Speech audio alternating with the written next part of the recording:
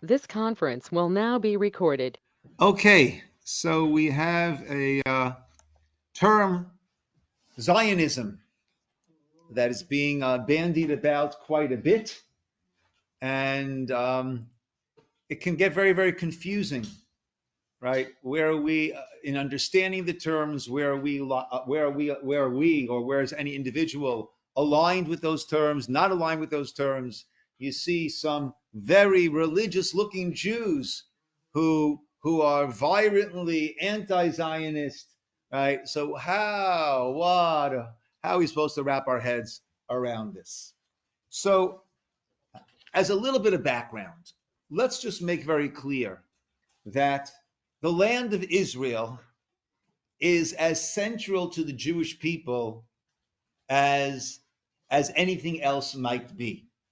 Right? We were taken out of Egypt, the parshiot that we're reading now, these weekly Torah readings. We're taken out of Egypt in order to get to Israel. Right? Detour because of the spies and the slanderous reports, 40-year detail, we get to Israel. We build the Beit HaMikdash. There are many mitzvot. We build the temple. There are many mitzvot that could only be fulfilled in the land of Israel. Right? All of the agricultural mitzvot of tithing only applies in the land of Israel, to the point that we say in Shema that we're going to keep these mitzvot when we're sent out of the land in the second parsha Shema, in order that we'll know how to do it best when we get back. Not that the laws don't apply outside the land. However, they are fulfilled to in their full power, in their full force, when we are in the land of Israel. And of course, every benching, where after grace after meals, every time we have the blessing of B'nai Yerushalayim, and we should build Jerusalem. I remember hearing from someone who had a number of Muslims over for a meal, a Shabbat meal, and they were amazed they were looking at the translation of the Birkat Hamazon, and they saw how much it was about Jerusalem. They were amazed, and they said, "Oh, it's the world." And Obama did us a great disservice when he spoke in Cairo and he was trying to create some distance, some daylight between Israel and America, thinking, obviously very wrongly, as time has shown, that by doing that, then they'll see America as an honest broker, and then there'll be true peace in the region. And obviously, that was a foolish approach, and it was shown to be. But there he spoke about how after the Holocaust, the Jews need to have a homeland, and that's a narrative. It's not that after the Holocaust we need to have a homeland. It's that this is the land of the Jewish people. There's been a continuous presence there since the time that we entered, right, with Yehoshua, with Joshua, that we are the only people who have ever had that as Jerusalem as our capital and that as our homeland. Others, it was part of it was under Rome. Under the Romans, they had Rome. Under the British, they had London. Under the Turks, they had Istanbul. There was no one who made that their land. And that it's nothing to do with the Holocaust. That is what is so central to Judaism about the land of Israel. And it goes back thousands of years. Yes, and we're going back to the time of Joshua, right? We left Egypt in order to go to the land that God had sworn to give to our forefathers. Okay. Zionism. So I once asked one of my rabbis about the term Zionism, and he said to me, "Do you put on tefillin every day?" I said, "Yeah. If it's not Shabbos or Yom Tov, I put on tefillin every day." Does that make you a tefillinist? It doesn't make me a tefillinist.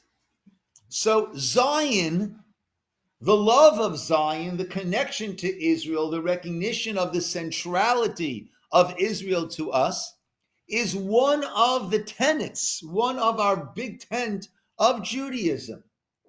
And that's why this particular rabbi of mine was not overly warm to the idea of Zionist. right? You're a Jew. You're a Jew, and that encompasses all of these things.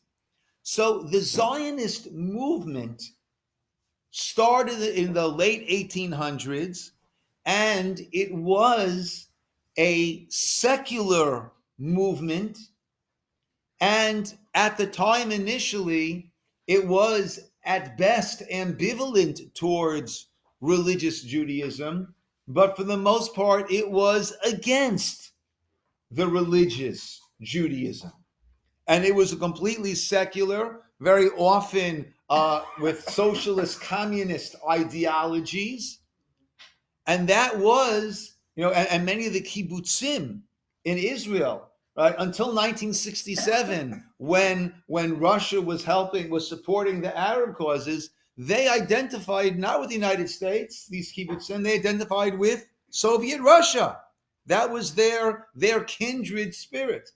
So Zionism, the Zionist movement, initially was completely secular and even anti-religious. And they had the view that we have to cast off this view, this presentation of the exiled Jew, and the exiled Jew was depicted with peyot and a big kippah, right? And the new Jew, right? And that would be, and therefore there was a tremendous amount of opposition by the religious Jewish world to this Zionist movement. Not against the love of Zion, not against wanting to get back to the land of Israel, but this movement which was antithetical towards religious Judaism. Then there started to be the religious Zionists. And my grandfather, Lev Shalom, Mr. Harry Ciner, I believe was the first president of the religious Zionists of America. That was in the 1930s, 1940s.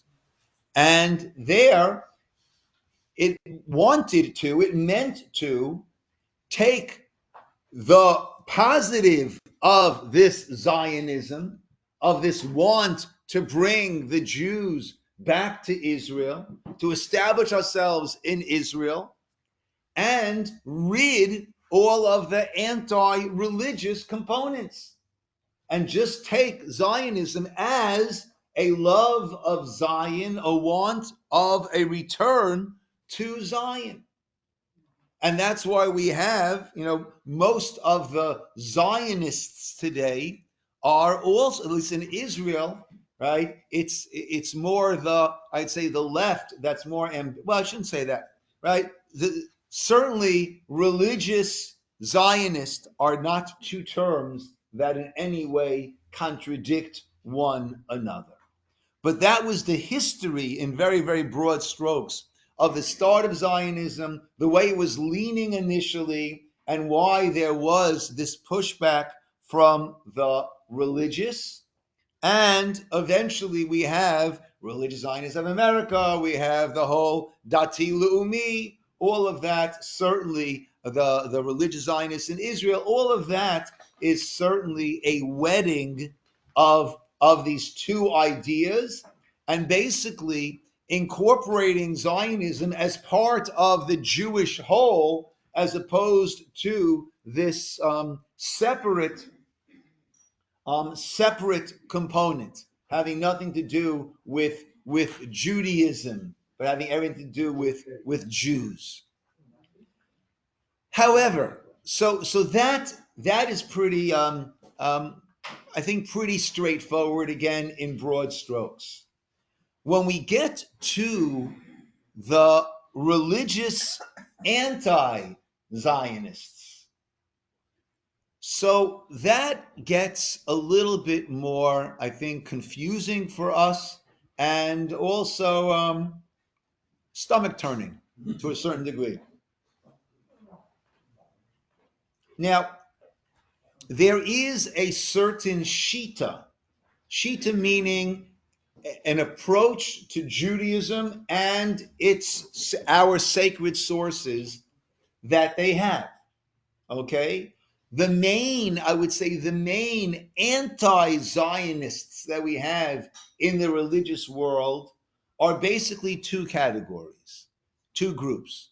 You have Satmar Hasidim, who are anti-Zionist, Bishita, and their view is, we'll soon see the text that it's based on, that our going against these texts, that is what is leading to all the bloodshed and all the problem. And if only we would be under the benevolent hand of people like Yasser Arafat and Abbas, then life would be beautiful for the Jewish people.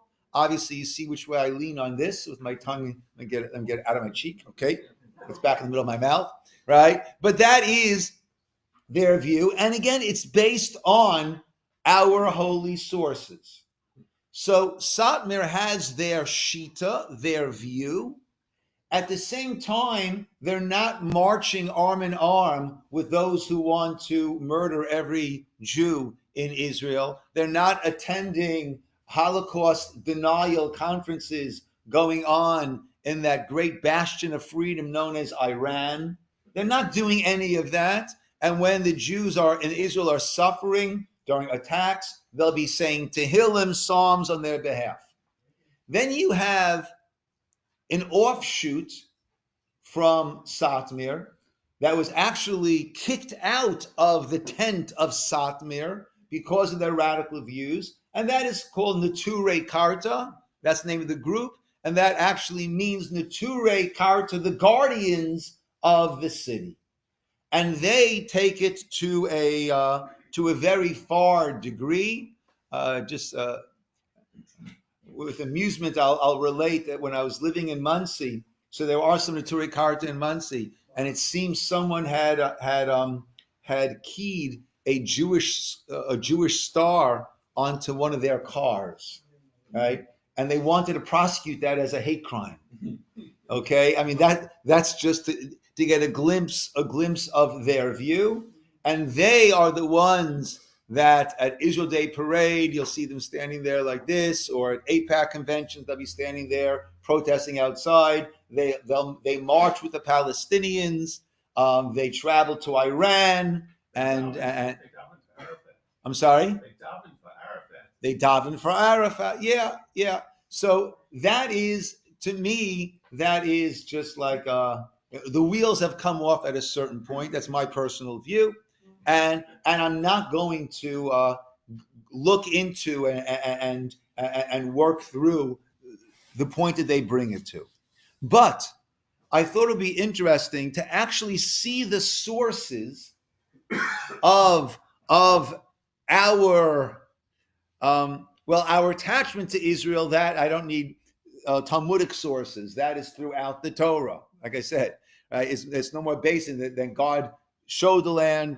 Right, gave a promise to Abraham, to Abraham, to Isaac, to Jacob, and then the fulfillment of the exodus from Egypt was the fulfillment of that promise. I'll bring you into the land which I swore to give to your forefathers. But let's see. So the centrality of Israel is clear.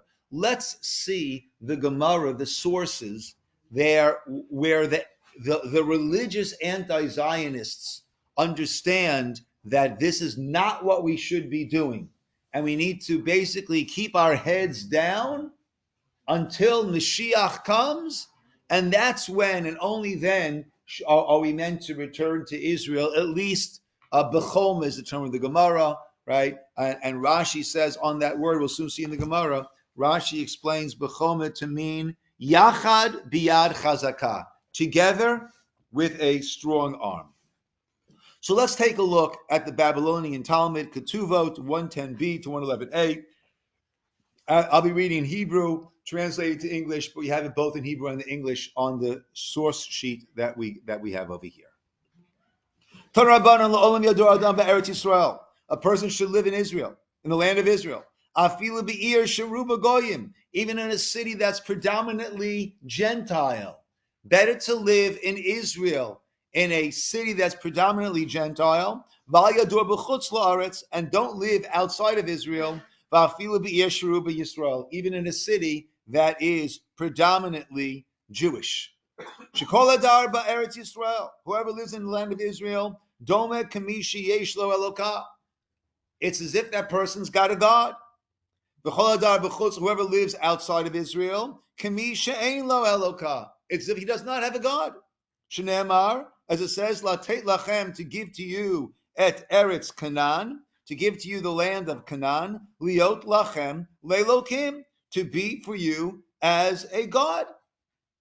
So therefore, it's to be for you a God where? In Israel, in Canaan. Outside, not.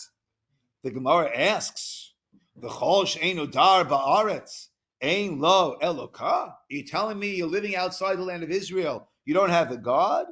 Ela rather lo molacha, what we mean to say is, kol adar b'chutz la'aretz, kila oved avodah zara. No, you don't have a God. It's only as if you're worshiping idolatry, right? You know, it's like it's getting worse before it's getting better, right? It's like you don't have a God. It's like you're worshiping idolatry. Where do we see that?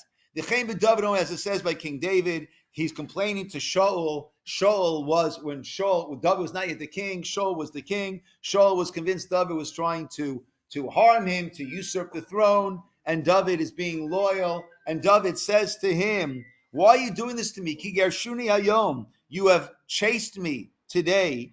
Mistapeach b'nachalat Hashem, why that I cannot cleave to the nachal of the portion of God, saying, go serve Elohim Achim, go serve other gods.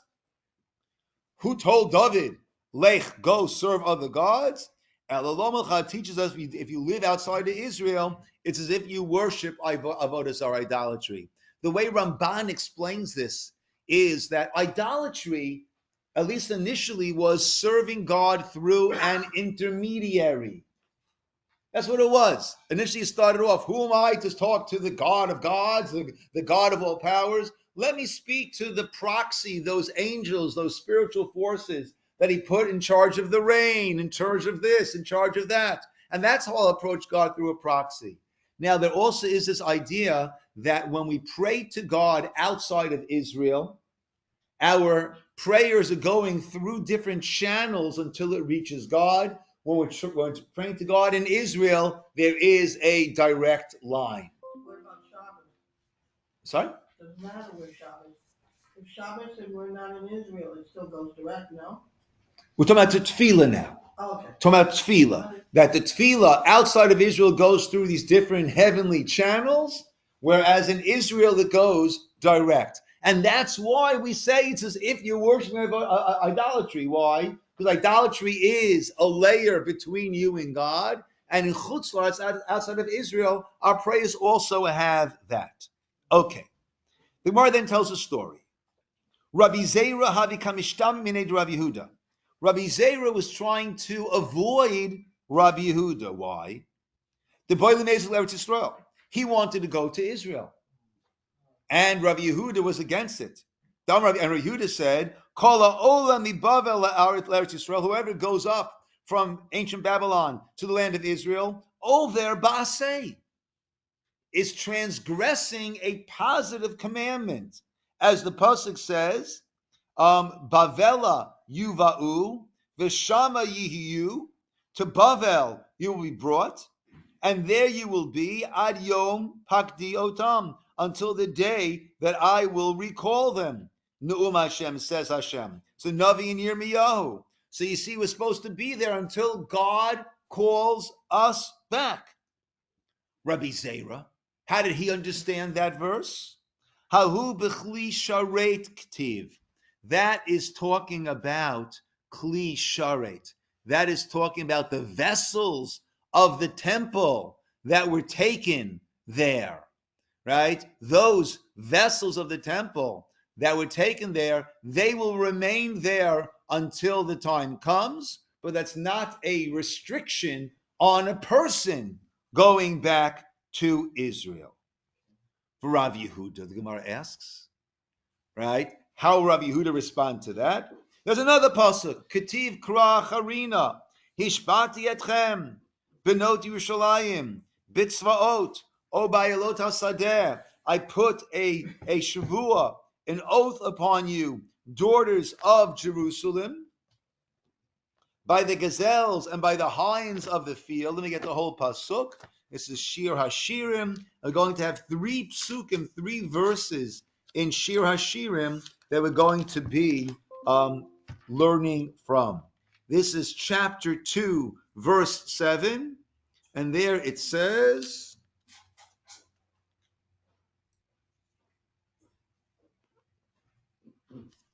Hishbati etchem, right? Im ta'iru, v'im ta'oru et ha'ahava, if you will arouse or awaken the love, ad she tachpots, until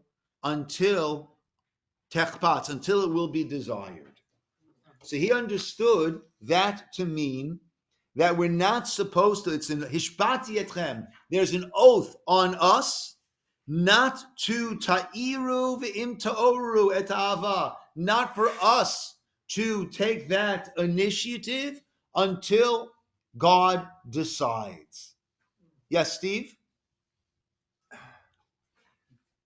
There's, I don't want to sound wrong. There's a pasuk for everything. Okay. And it seems to be that sometimes the psukim disagree with each other. Okay. And the rabbis come along and explain it's not really a Okay. disagreement. Okay. Good. We will touch upon that. You're making a good point, Steve. Okay. Rabbi Zera, how does he understand that verse there in Shir Hashirim, Song of Songs? Hahu shelo ya'alu Yisroel b'choma, that we should not go up b'choma. Rashi explains again, right? Rabim al yidei koach. Let me read it again so I don't misquote it. Yachad biyad chazakah.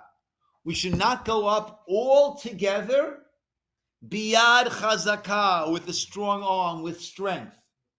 That's not how we are supposed to go up. Where Zera says, I'm not going, right? I'm an individual. That's us en masse taking it over. Rabbi Yehuda. What does Rabbi Yehuda say about that? Hishbati acharina ketiv. It says it again. There's another pasuk. Again, Hishbati. Again, that was 2:7. This is 3:5. Hishbati etchem benos Yushalayim bitzvot v'asadeh im ta'iru v'im ta'or ta'ava ad shetechbatz. The same pasuk that's written in 2:7 is written again in 3:5. For Rabbi Zera, Hahumi baile lich Rabbi Yossi Rabbi Chanina. And here we go. This is the crux of the matter. That those extra psukim, there actually are 3 such psukim, that is needed for what Rabbi Yossi Bar Chanina said. The Amar, who said, Shalosh Shavuot halalu lama. These 3 oaths, we mentioned 2:7, 3:5, and then again in 8:4, we have Hishbati etchem benot Yerushalayim im ta'iru ma ta'iru ma ta'oru et ha'ava ad shetechbatz. 3 times we have that pasuk.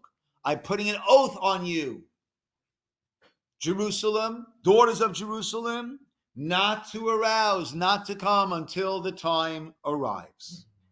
So Rizera said, Rizera holds like Rabbi Yossi B'Chanina. These 3 shvuot, what are they coming to teach us? Achat, 1, shelo yalu Yisroel b'choma. 1, like we said before, we will not go up there. Rashi says, Yachad biyad chazakah, all together in mass with a powerful arm. The Achat, 1, sheshbi HaKadosh Baruch Hu Yisrael shelo yimrdu b'umot ha'olam, that we will not rebel against the nations of the world. The Achat, and the 3rd one, sheshbi HaKadosh Baruch Hu et hagoyim, God placed an oath upon the nations, shelo yishtabdu behem b'Yisrael, yoter midai. They should not subjugate us yoter midai, too much. Meaning there's supposed to be a certain amount that we're meant to go through in Galus, in exile, and they should not overdo it. This week's parsha, or actually coming a little later, Ramban famously says the reason why the Egyptians were held responsible, even though God had told Abraham we would be enslaved and subjugated in the land of Egypt. So why are you holding the Egyptians responsible? And he says for overdoing it, for that which they added on. That's what Dan Anochi, that God will judge them for. So these are the 3 oaths. 3 oaths. Number 1, we don't go up bechoma in mass by force. Number 2, that we will not rebel against the nations of the world. Number 3, they will not subjugate us excessively. So, Satmir, Nature Karta, so they say, we are bound by these oaths. And our breach of these oaths, represented by the state of Israel according to them, that is a breach of these oaths, and that is why the Jewish people are suffering now in Israel, elsewhere. It's all because of the breach of these oaths. That is the halachic, scriptural, text-based opposition that Satmir and that camp has towards the state of Israel. Okay? That is where they are beginning. How is it, or what is the approach of, I'd say, the general religious, right? Meaning those who are not religious, so then all of this is whatever it is. This is not an end to their discussion. But for we who are part of the Jewish world that holds Israel, the land of Israel, and the state of Israel dear and close to our hearts, and holds the Torah and the Talmud and the teaching of the sages and their exposition of different verses, we hold that dear to our hearts. So how do we understand, if we have these oaths that were placed upon us, how do we understand our pro-Israel stance at this point in our history? So one approach is, if you take a look at the Rambam, there is much, and this goes along the line of what Steve was saying a moment ago. There are many teachings in the Gemara. There are many extractions from different verses. Not every single one of them becomes halacha. Halacha, we translate as Jewish law. Halacha comes from the root word holech, to walk. Right? What is the path that we are meant to follow? And throughout the Gemara, we have many different opinions. And halacha is going to choose a certain path. Now, one of our greatest redactors of halacha is Maimonides. And we'll see, just look Maimonides' Laws of Kings 5:12. There he said, I'll go right to English to save some time. At all times, a person should dwell in Eretz Yisrael, even in a city that's mostly Gentile. And don't live b'chutz la'aretz, even in a city that's mostly Jewish.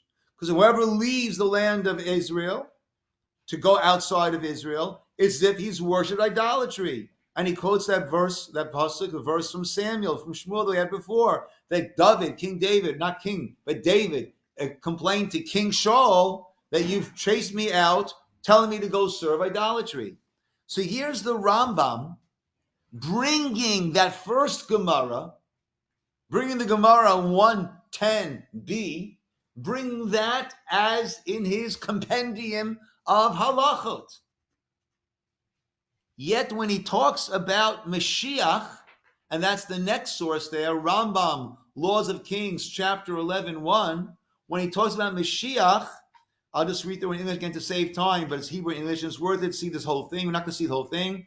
In the future, the Messianic king will arise, renew the Davidic dynasty, restoring it to its initial sovereignty.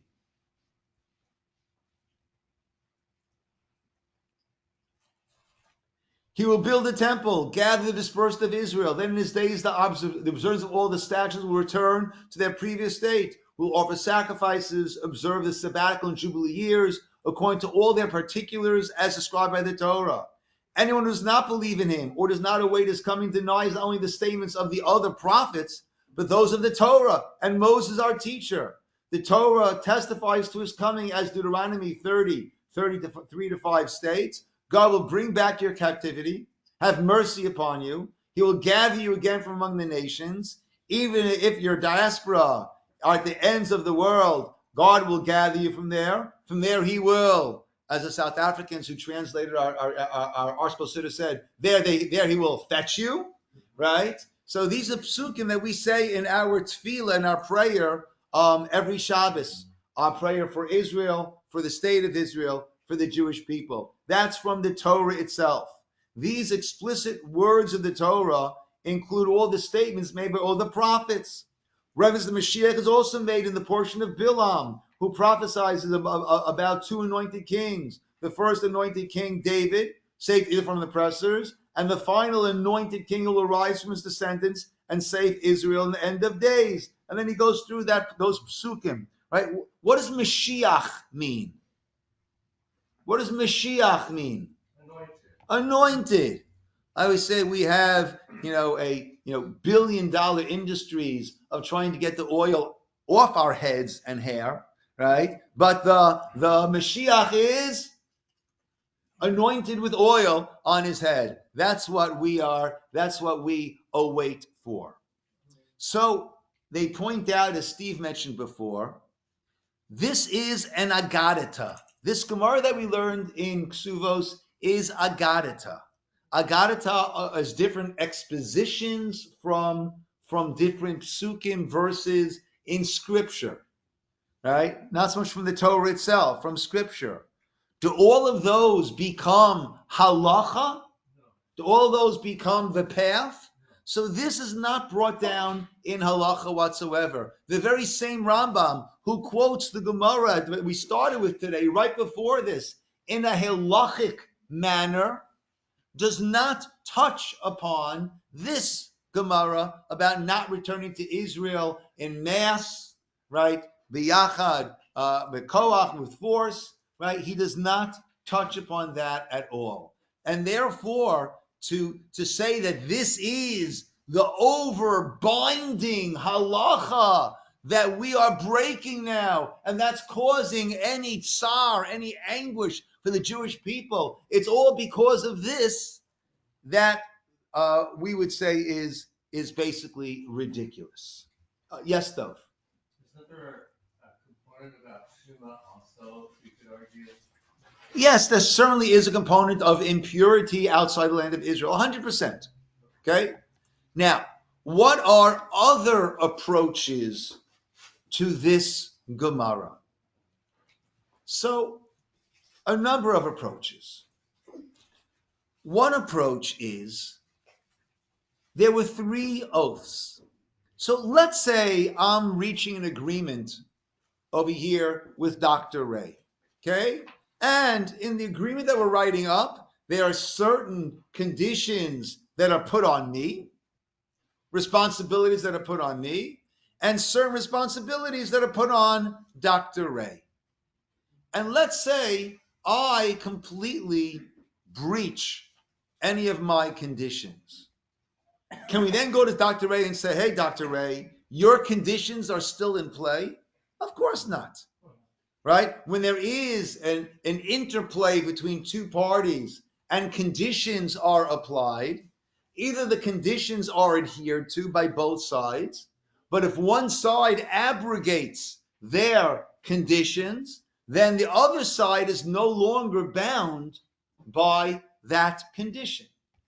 So over here, what were the 3 oaths that we have over here? The 3 oaths were, we will not go up Bechoma. Together, biyad chazakah, in a forceful way.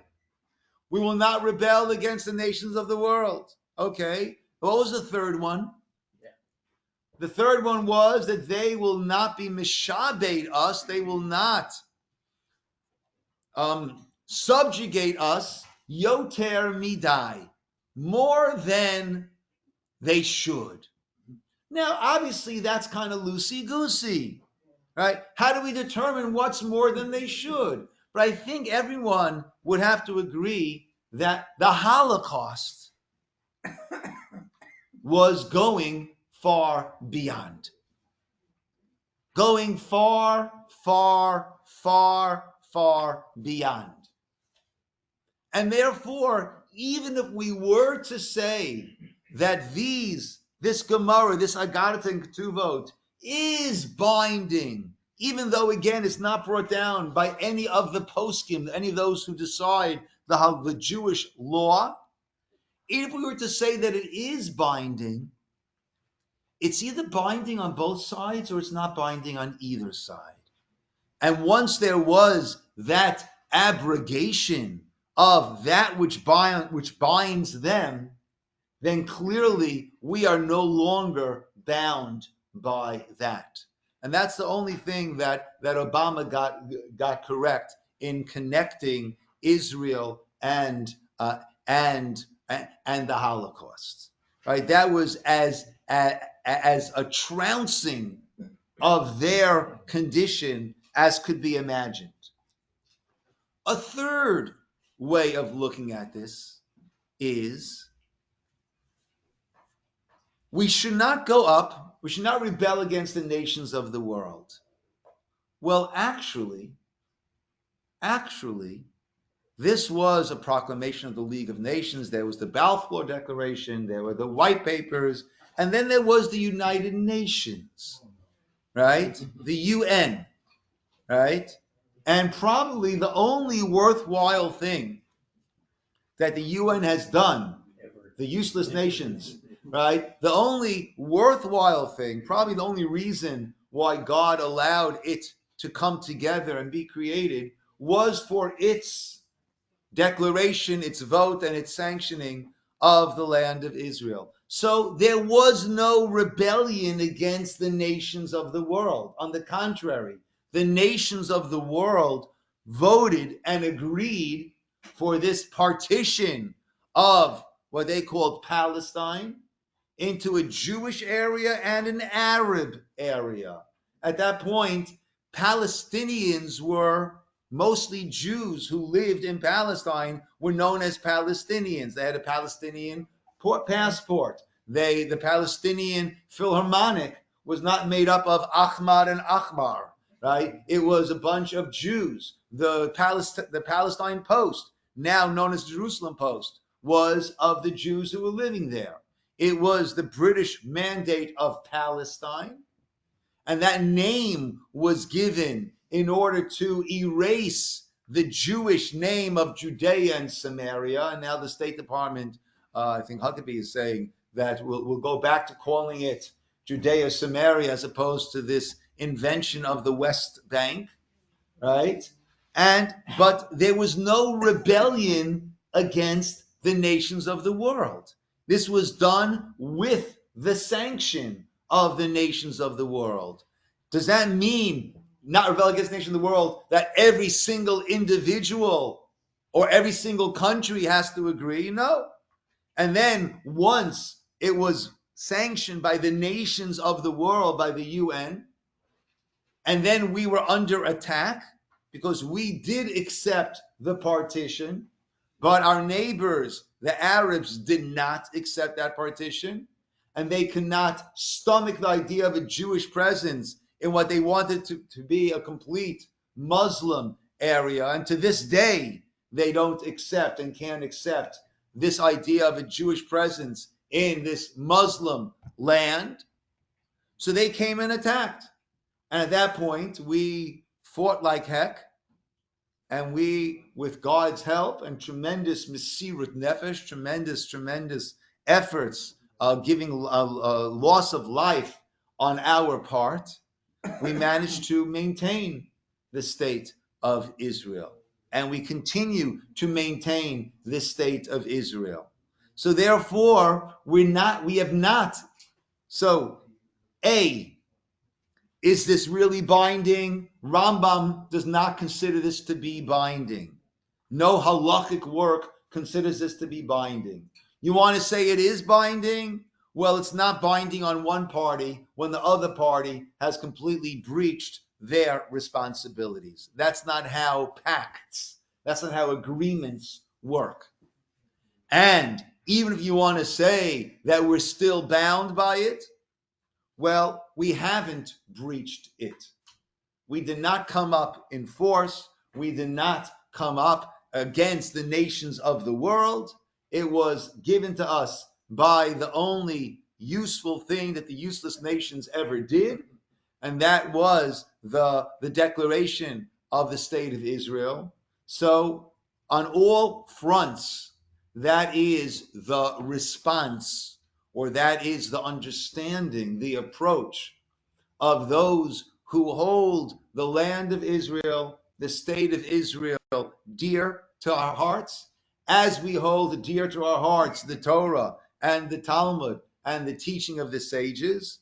That is how the majority of the religious world views this text, and how we view Israel as being an inherent part of who we are as the Jewish people, even the state of Israel. Yes, Steve. So that's how us religious Zionists interpret these psukim. Yeah.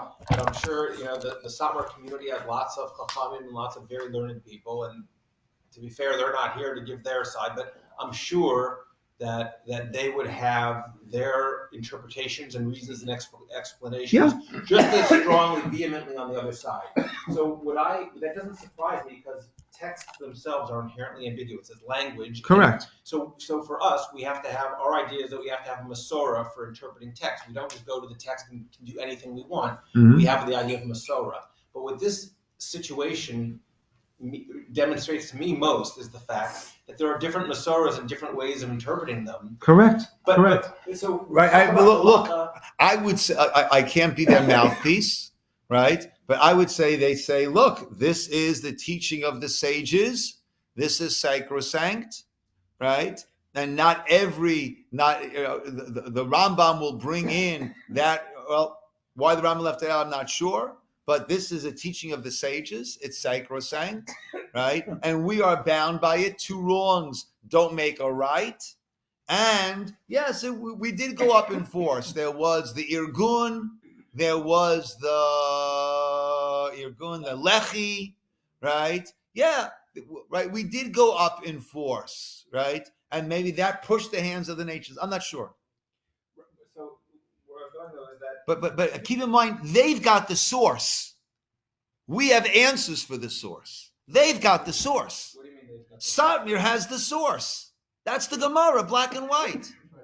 I gave 3 answers to why that source is not going to be. And I'm sure they would give 3 answers as to why. Right, but I'm saying besides, they've got the source. I mean, the source supports them.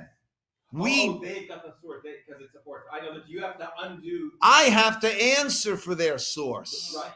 So when we talk about halacha, to me this is a perfect example of people speak of halacha as one monolithic thing, and it seems to me that even halacha is really subject to interpretation of the psukim. There is no one idea of what halacha. Look, there certainly is. If we look at the halacha that we have today, so we look to the Shulchan Aruch, Code of Jewish Law. Okay, how did we get there? We have the Mishnah, and then we have the Talmud with many different opinions, and then we have many different Rishonim, earlier commentators on the Talmud. Some of them were there to explain the flow of the Talmud. Some of them were there to extract the halacha from the Talmud. And then along came and some of them, like Rambam, are codified laws of this, laws of that, laws of that. Others, no, this tractate, these are the laws. This tractate, these are the laws. Even though there's a lot of interplay, because this tractate will have mostly discussing marriage, we'll have a lot of divorce laws. This one is discussing Shabbos. We'll also have a lot of Pesach laws, right? But they'll go according to the tractates. Along came what's called the Tur Shulchan Aruch, and he collected all of those opinions, right? The Rambam codified. He also codified the laws of Tzitzit, the laws of Shabbos, the laws of Pesach, codified it all, the laws of marriage, of divorce, the laws of business, of lending, all of that, codified it, right? And brought all these different opinions, okay? But it didn't say, therefore thou shalt, right? Along came one of the commentators on the Torah, the Beit Yosef, Rav Yosef Karo, and he wrote the Shulchan Aruch, the code of Jewish law, where he says, he takes all those different opinions and says, therefore, this is the path that you should take. This is what we should do. Why? Well, that covers most of them, right? You know, that's how he would arrange it. And that's what we have as the Shulchan Aruch. On that, we have tens of different commentators. And interpretations, probably. Right? Or even hundreds of different commentators on that for all these different cases that he didn't necessarily go into. And then along came the Chafetz Chaim in the early 1900s, and he wrote his Mishnah Brura on one of the four chalakim, on one of the four parts of Shulchan Aruch, Code of Jewish Law, on the day-to-day ones. And he brought from all of those different commentators and said Mishnah Brura, which means clear teaching.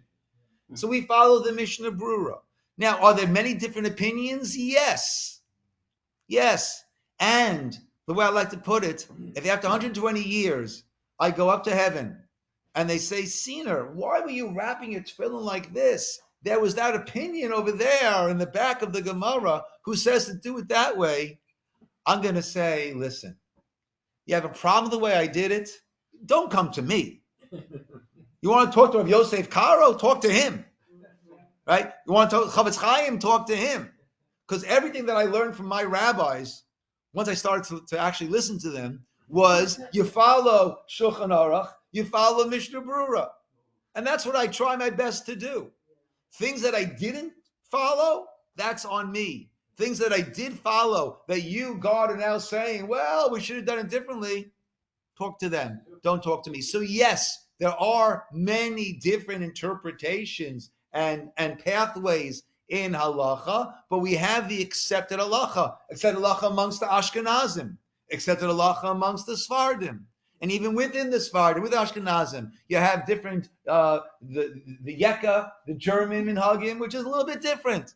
We have lots of these different minor deviations in the pathways. Not that, but that's exactly what this is an example of. This is not a minor deviation. Here you have, there's hundreds of thousands. It's not a small community of anti-Zionist, Torah observant Jews who believe that not only is it a minor difference, but it's asur. It's completely, they're completely diametrically opposed to what a religious Zionist believes. Correct. So the Mishnah Brura and Yosef Karo clearly did not resolve very fundamental issues of what a religious Jew should be, how should be. Yes. From my point of view, obviously, where I am, the fact that the Rambam didn't bring this in he goes into detail about leading up to the Mashiach. At no point does he say, and we need to wait for the Mashiach before we go to, he doesn't incorporate that into his body of halacha. Right? So yes, there are lots of things in the Gemara that are not embodied into halacha, right? And yes, there are hundreds of thousands of people, right? Ciner has hundreds of, hundreds of thousands, I'd say, right? Thereabout, right? Of adherents, and they feel the way they feel, and I hold no malice in my heart whatsoever for those whose hearts bleed for the Jewish people and hurt with the Jewish people and feel differently than I do about this issue, and they feel that this is what's causing it, but their hearts bleed. I have no malice whatsoever for each and every one of those Jews. I do have antagonism towards those who march together with those crying out intifada, walk arm in arm with those, and those who go visit Iran. And right there, I do have some malice. I'm not a very maliceful, it's not a word I know, person, but I do have some malice when it comes to that. But those who have a different interpretation, but their hearts are with the Jewish people and feeling the pain of the Jewish people, even though they think that we're bringing it upon ourselves by doing this, we're feeling that pain. I don't have any malice towards that. Yeah. Yes, Dov. Certain points of history, these things will work. Another point of history, they don't work anymore. And that's where the problem is. Okay. Yeah. Well, we're at the point in history where we still have this confusion. I'll just end with just an interesting idea. I think everyone would agree, and this is not just Ciner and the rest of the world. This is a big chunk of the Orthodox Jewish world. Everyone would agree that we are at a point now for the past 50, 60, 70 years at a tremendous turning point of Jewish history, where we went from thousands of years of being chased, the wandering Jew, to establishing ourselves in our ancient homeland, right? Everyone agrees, and this is a clear fulfillment of prophecies that we have. Right, and it's amazing because I do the OU Nach Yomi. So yesterday or today's or tomorrow's, I don't know.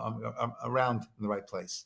Is Zechariah chapter 8 or 9? I think this is chapter 8, where it says there, Od Yashvu b'Yushalayim, Zekenim Zekenot, Yiladim v'Yiladot. I'm not doing exactly right. The time will come where there will sit in Jerusalem old people, young people, meaning the most vulnerable of our society. They'll be sitting in the streets of Jerusalem, enjoying the night air. I mean, that was a pipe dream for thousands of years. And for us, that's a given. Right? Odi Shama Ba'ari Yehuda will once again be heard in the cities of Yehuda. Kol Sason v'Kol Simcha, Kol Chatan v'Kol Kala, the sounds of rejoicing of grooms and brides. That was a pipe dream. And for us, sure, every night in Yerushalayim you have probably 10, 15 weddings going on. So we are clearly living during a historic inflection point. That's clear. That I think everyone has to agree.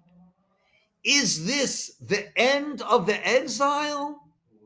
Or is this the start of the redemption? Is this Sof Galut, the last gasps of our exile? Or is it Reshit Tzmichat Geulatenu, the start of the flowering of our redemption? Which one is it? God only knows. But it has practical implications.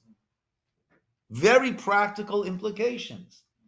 If it's the start, if it's the end of the Galut, so, well, we don't know how many more bumps there might be ahead of us, right? And therefore, to give up land, I don't want to say give back land because they never had the land, but to relinquish, to give up land for peace, okay. If we're still at the period of exile, so we want to save as many Jewish lives as we can. So if doing that will save Jewish lives, now, along the Egyptian border, it certainly did. It certainly did. The peace with Egypt. We have not had Jews being killed in skirmishes as we had throughout 1948 until 1983. Whenever Camp David was, we certainly had skirmishes along the Egyptian border. Now we don't. So nothing like was beforehand, right? Hundreds, if not thousands, of lives have been saved, right, from what was going on before that. So that's what we should do, right? And right, Now I think we're at the point where we recognize that relinquishing any land, it's not land for peace, Peace. It's for peace, Piece. Right? And then they'll want another piece and another piece and another piece. So that's not going to work. But if it would work, if it's Sof Galut, the end of exile, it makes sense.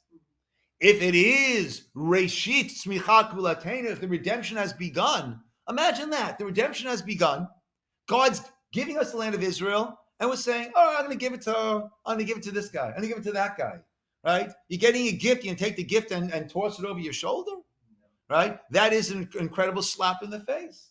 So there are true, practical, halachic, political, geopolitical decisions that really rest upon this question of, is it the end of the galut? Is it the start of the geula? And that far beyond Satmar,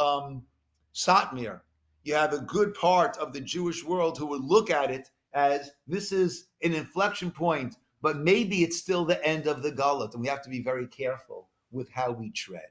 But once again, that only God knows, and our hope and our prayer is that speedily in our days we will all become clear, and all of this will just be academic, and there will be, as the Rambam speaks about here, about Mashiach coming, the Messiah coming, that will be something that we will all be able to rejoice together and celebrate together. Okay, my friends, we'll call it over here. Yasher koach, everybody. Rabbi, what does the word Zionism mean? Well, Zion is Zion is the place in Israel. That's Zion. Zionism is the love. It is Zion. the Zion. What is Zion? Zion is a place. Israel, the land of Zion. Is the land of Israel. Yes. Yes. I'm sorry, I should have pointed that out. Yes. Be well, Joel. Regards to Sari.